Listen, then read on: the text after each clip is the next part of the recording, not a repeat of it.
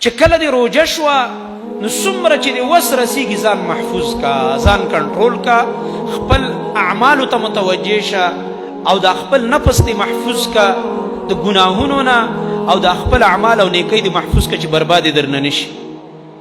دې وجې نه د طلق بن قیس رحمه الله بارک راځي وإذا كان يوم صومه دخل فلم يخرج إلا لصلاة.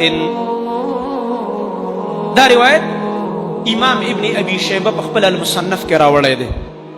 وایي چې څنګه به رمضان داخل شو دی به د کور نه نه راوته، کور نه به نه راوته مګر صرف د مونځ دپاره به مسجد ته تللو، یعنې صرف یو کور او یو جومات بس. دې دپاره چې هسې نه یو ځای کې کښېنم بل ځای کې کښېنم او دا روژه مې برباده نه شي. ځکه چې کوم ځای کې کښېنې خاص کر دا موجوده دور والله د قیامت علامات دي او ناشنا فتنې دي.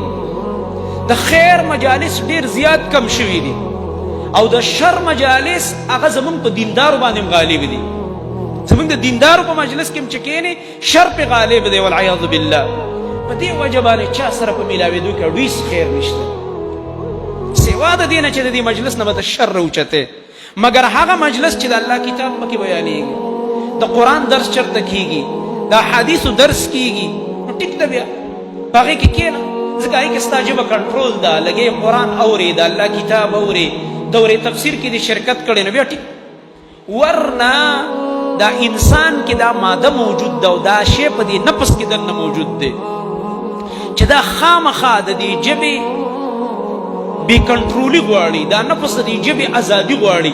دننه چې په دې زړه کې څه راځي وایي دا دې ژبې ته وایي وایه، هله تکړه شه به وایه، نه ټینګېږي. نو چې نه ټینګېږي نو کنټرول یې دا دی چا سره مه میلاوېږه. چې نه میلاوېدي بس چا ته څه ویل دیوال سره څوک خبرې نه کوي بیا کنه. دې وجې نه بس سلفو په دې میاشت کې ملاقاتونه بند کړه.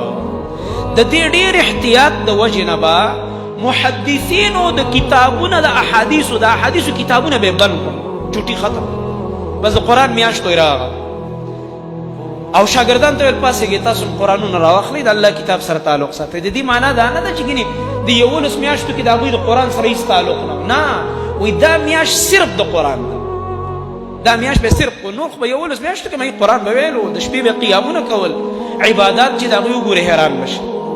خو په دې میاشت کې به ډېر ناشنا او د ټولو نه زیات وقت قرآن له ورکوو، لکه د هغې بعضې احوال زه وروسته ویم انشاءالله تعالی.